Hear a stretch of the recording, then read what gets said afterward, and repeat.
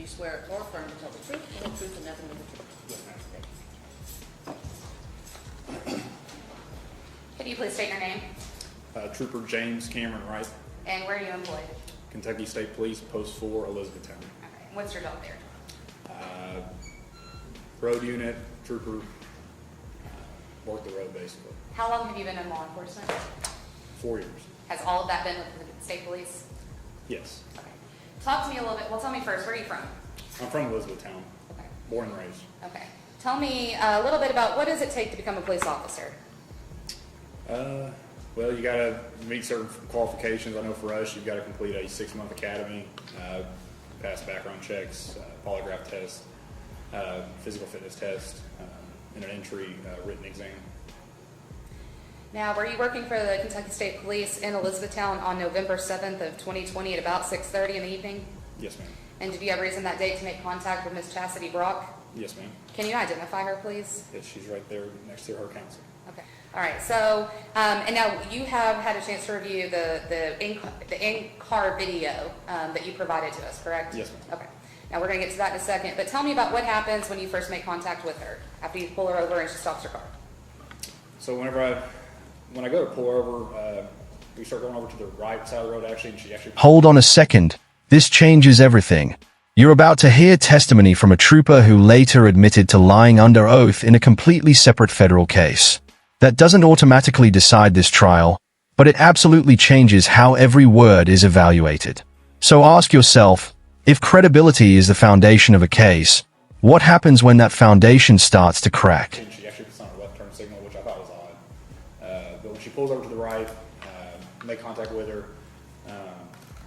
I noticed slurred speech. I even asked her if she has any speech impediments, and she told me she did not, so she doesn't have a lisp. Smelled the odor of alcoholic beverages coming from inside the vehicle. Asked her if she'd been drinking. She said she had not. And then when I confronted her about the odor of alcoholic beverages, then she backtracked, and then she told me, yeah, I had one drink. Now, when you approached the vehicle, was she wearing a seatbelt? No, ma'am. And did she admit to you that she wasn't wearing a seatbelt? Yes, ma'am. Did you ask her to see proof of insurance? Yes, I did. And tell me about that. I had asked her a couple times for it, but she only produced insurance I believe is valid in 2017. Okay, She was so nearly 4 years old at the time. she couldn't provide current proof of insurance? Correct. If I could get that video. Hold up, please.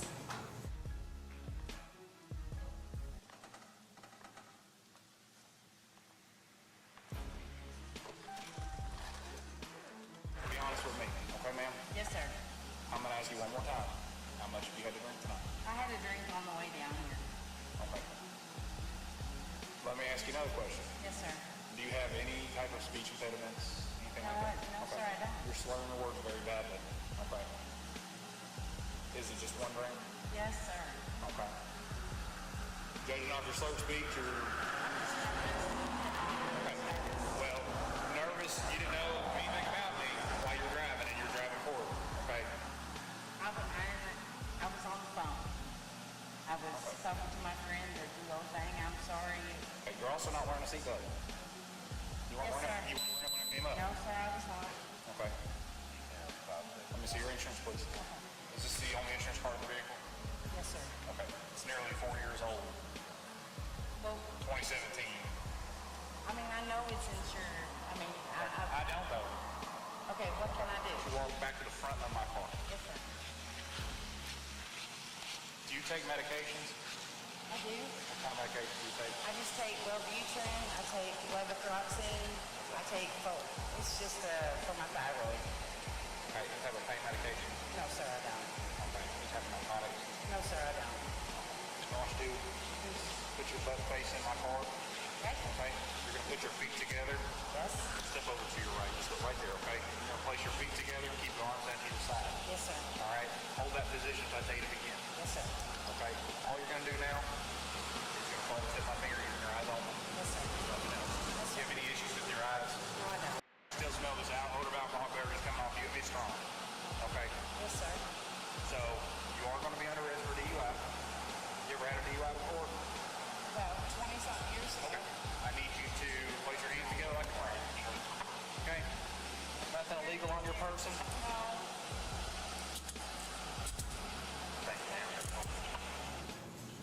Trooper Wright, good afternoon. Good afternoon, sir. I just have some follow-up questions for you with respect to the events that transpired on November 7th of 2020 with Ms. Chastity Brock. Okay? Yes, sir.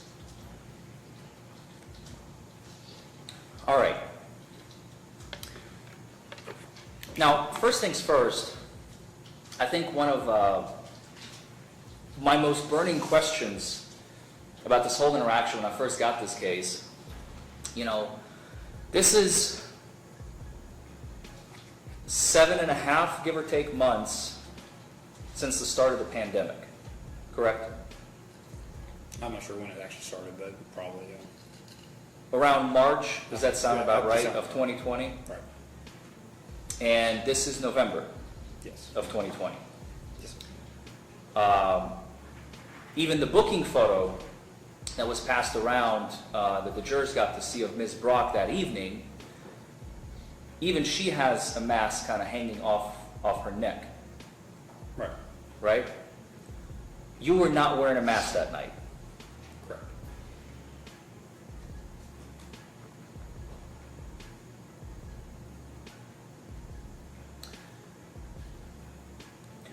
I know it's kind of hard to imagine it being August 31st in 2022 today, in the tail ends of summer, but on November 7th, it was pretty cold that night, was it not? I couldn't tell you the temperature. She was dressed warm, I was dressed in my winter uniform, so. You're saying that Ms. Brock was dressed warm? She was dressed as if it was warm. This is where courtroom battles are often won. DUI cases aren't just about what an officer believes. They're about whether standardized testing was performed correctly. If the testing conditions were flawed from the start, every conclusion built on those results suddenly becomes a lot harder to trust. Keep watching. The defense is just getting started. If it was warm, she was in shorts and a t-shirt. Dressed as if Kentucky it was weather, you warm. never know. Okay, I'm sorry, I misheard you. She was dressed She was dressed as if it was warm. warm. I was dressed in my winter uniform. You were dressed in your winter uniform? For policy, yes. Okay. Is that why the long sleeves? Right. Did you give her an opportunity to get a jacket or anything? No. There was a lot of discussion during your direct examination about standardized field sobriety testing, right? Yes.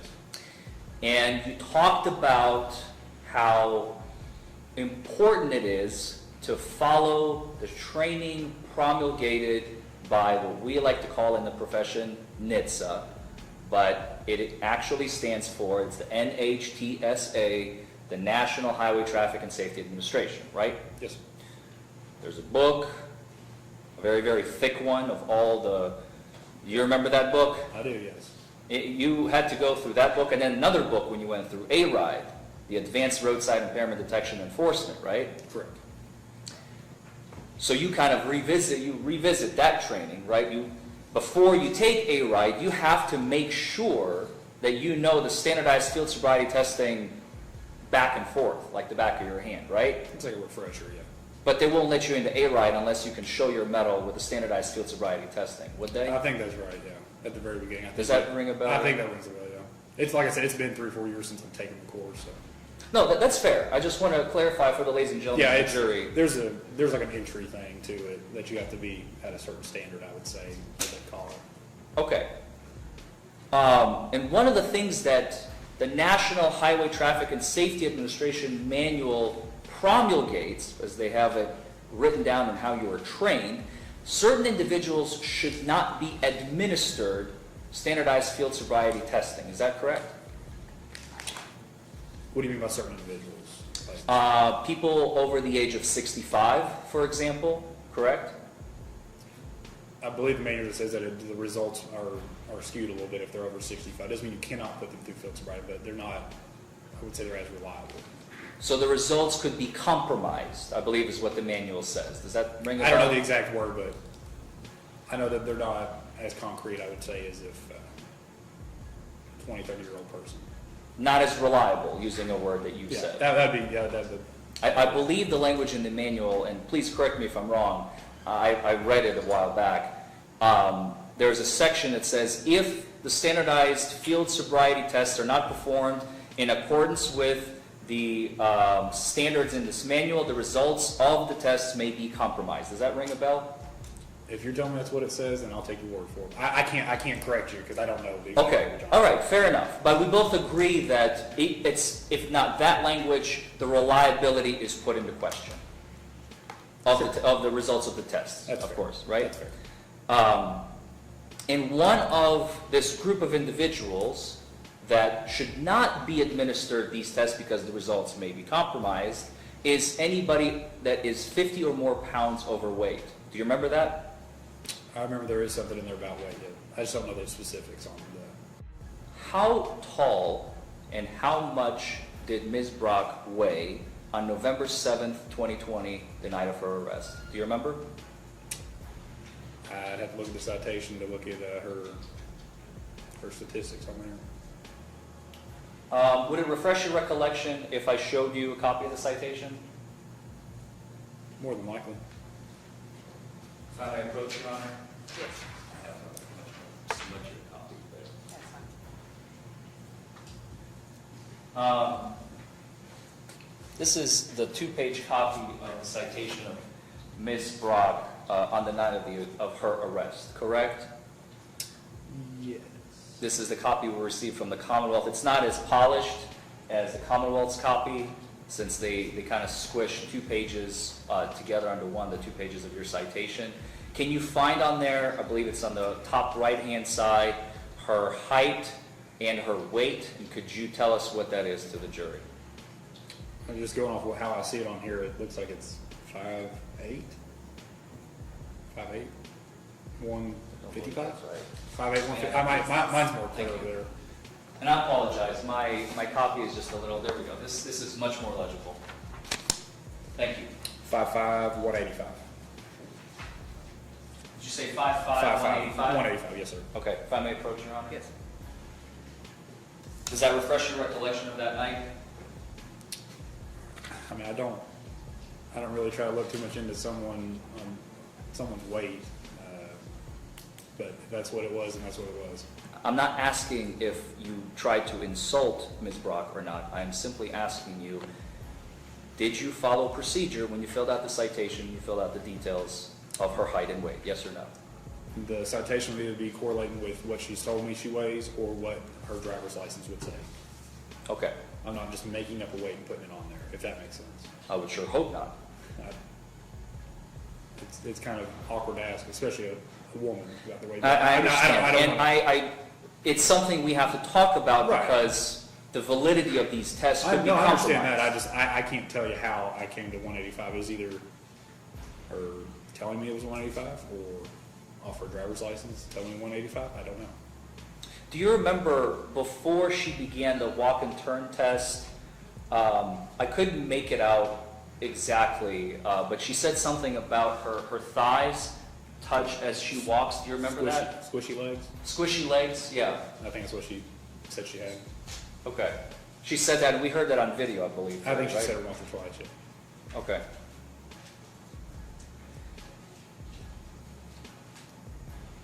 Now let's back up a little bit. So you testified today that at some point, and I don't want to be putting words in your mouth, so I'm going to refer to your citation, and please stop me if at any point I'm incorrect. You said that you observed causing uncomfortable... Did you catch that? The defense isn't arguing emotions. They are arguing procedure.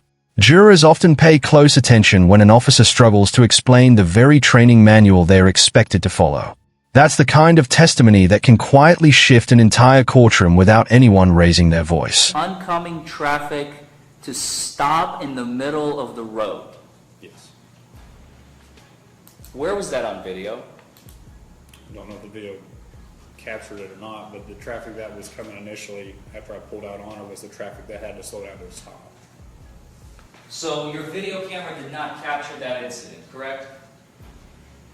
I guess correct, yeah. When you asked Ms. Brock to exit her vehicle, okay, let's go back a little bit. After you stopped her, you asked her out of the vehicle, correct? Yes, sir. She got out of the vehicle with no issues whatsoever. Yes, sir. She didn't stumble, No, sir. she didn't fall, No, sir. she didn't lean on the car for balance. My car, yes, but not initially. While getting out. Yeah, While getting out. Yeah. Okay, let's just focus on this one little Okay. snippet, okay? That's all I'm I just want to talking make sure about. we're still talking about just getting out. of Just there. talking about getting out of the car, I'm not talking about the whole picture, Okay, gotcha. okay? She didn't fall, Nope. she didn't trip, No, sir. she didn't have to like catch herself or anything. No, sir. She didn't lean on the car door as she was getting out. No, sir. And she walked over to the front of your cruiser where you asked her to stop, Yes. where you're going to be administering the standardized field sobriety tests, Yes. correct? Okay. One of the first questions you asked her was, have you been drinking? And at first she said no, right? Yes. And then you got a little bit more confrontational with her because you said, look, I can smell it, right? So be honest with me, tell me how much have you had to drink, right? Do you remember that? Yes. And then she told you, yes, I had one drink, correct? Yes. And she said that at least 3 or 4 times during the interaction. From the moment she finally admitted to one drink, she repeated that as we heard in the video throughout several times, correct? Like up until the end of the video, essentially. Yes. Yes. You also asked her if she takes any type of medications. Yes. And one of the answers she gave you, she said, I take thyroid medication, and she listed them. Well, I think Wellbutrin was one of them. And then you asked a follow-up question. You said, do you take any opioids or narcotics? Do you remember that question? Opiates, and the Wellbutrin's a central nervous system depressant. It's like an anxiety medication. It's not a thyroid medication. Okay. When you asked her if she takes any opioids or narcotics, she said no, correct? Correct.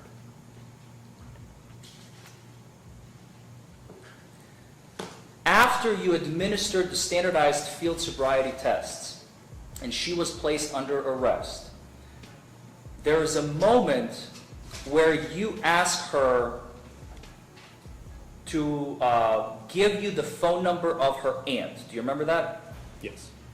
And she recites it to you from memory. Well, she gave me her number first. And then she gave me a number. First, she gave you her number because Yes. she wasn't sure what you were asking, right? I don't know what she was thinking. Fair enough.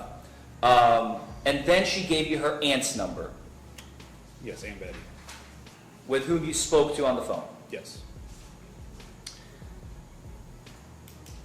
The video that we watched is the dash camera video of your police cruiser in this case, correct? Yes. You do not wear a body camera. We do not have body cameras, so no, I do not. You did not wear a body camera that night. Kentucky State Police does not have body cameras. I have like an audio pack that goes on my belt, which is why you can hear me outside the car. But we have no dash cam or body cameras. Does that make sense? We have It a dash does. camera. I guess what I'm asking is, because I don't want you to speculate on the stand, because you know your testimony is under oath, right? Yes. And you can tell us with absolute 100% certainty of all, how many posts do we have in Kentucky? 12, 13? 16. 16, thank you. 16 posts. How many troopers is that? Do you know? Pretty understaffed. I would say around 700, 800 maybe. 700, 800 active Kentucky State Police troopers. At the moment, yeah. At the moment. I'd say about around 700. Well, road units, maybe less. What about in November of 2020, since I want to talk about the date of the Judge, incident? objection to relevancy. Well, Your Honor, he has testified that Kentucky State Police troopers do not wear body cams. I just want to make sure if he's speculating or if he actually knows for a fact that every single of these 700, 800 troopers does not have a body camera, personally. I think that still is irrelevant to, the question is, did he have one that day? And he's obviously doesn't, he said he did not have one. But we have in-car video and that's it. I think that's answered the question. Here's the question every juror is probably asking right now. If the most damaging claim isn't visible on the dashcam, how much weight should that claim really carry? In court, missing evidence can become just as important as the evidence that's actually presented. Sometimes, what's absent speaks the loudest. The question appropriately. I think it is asked and answered. I think we can move on. I'll move on, Your Honor. Thank you. You said that you had your blue strobe lights going at the time that you administered the horizontal gaze nystagmus. Am I remembering that correctly? Yes, sir. Do you have a switch in your cruiser that would turn those lights off Yes. if you flip that switch into the off position? Then my blue lights go off. You could have done that in this case, and you did not do that, correct? Yes, but I'm not turning my blue lights off on the side of the road. That's not safe.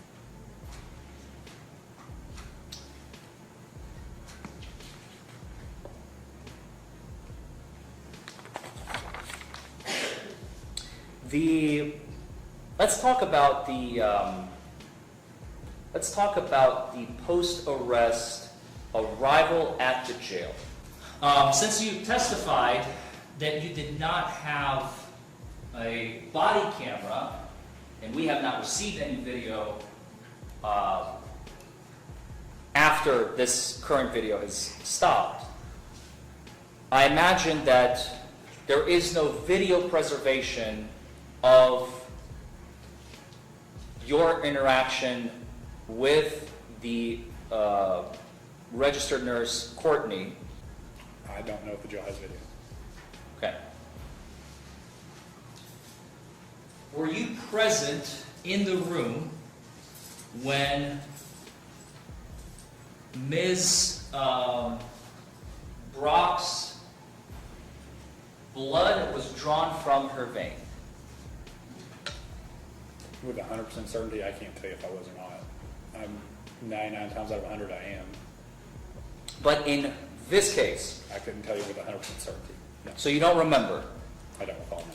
You don't recall whether or not you were present when Ms. Brock's blood was taken? Correct. Did you bring the blood kit to the jail nurse? Yes. Or did she have a kit of her own? No, we supply the blood kits. I keep them in the trunk, and that's just where I get them from my trunk, and I take them inside. And there are portions on this blood kit, since it's being used for official government purposes, right? And there are certain lines that you fill out. Does this look familiar, officer? Or, excuse me, trooper, right? Can I move over there? Yeah, please, if you would, come out so you can read it. Can you all see this? I know it's a little small. Yes. Does that, do you recognize, is this your handwriting? This is your handwriting on the left in the black pen. Scroll down a little bit. I wanted to ascertain the top of it because it doesn't all fit on one screen. So you see where it says date blood was drawn. We have the date of the incident at the top, right, November 7th of 2020 at 6:33. The county is Hardin. Again, we have the investigating officer, department, which is Kentucky State Police, the facility where it was drawn, HCDC, what does that stand for? The jail. Drawn by Courtney. Case, or this is the citation number for this particular citation that you drafted in this case, right? You did not write that, so I'm not going to ask you a question about it. We have some information redacted here for privacy purposes. And then you have to check the appropriate blocks, right? What are you testing for? Alcohol and drug screens specified. Yes. Right? And then we have something called a chain of possession. Yes. And that is completely blank. Yes. The one to put the vials back into the box, or was it Courtney? I do. I seal it up and everything, yes. So you touch the vials as you put them into the box? No, the nurse usually lays them in the styrofoam container, and then I just put the lid on top and then seal it and then put it in the bag. Okay. I try not to touch the vials just because usually there's blood or... some type of cleaning solution or something. Okay. After you seal it, is there special tape that goes over to make sure that the package doesn't open in transit? Yes, where I put JW 511, that seals on both sides and it keeps it from opening up. And then you drop it in the mailbox? Yes, sir. That's all the questions I have. Okay, thank you. Do you have any follow-up? It's weird. No, Your Honor, not. No, Your Honor, not at this time. Okay, sir, you may step down, and we are gonna take a break. This exchange is huge. The officer agrees he could have turned off the flashing lights, but chose not to. The prosecution may call that a safety decision, while the defense sees it as avoidable contamination of a critical sobriety test. Same facts, completely different interpretations. Which side convinces you?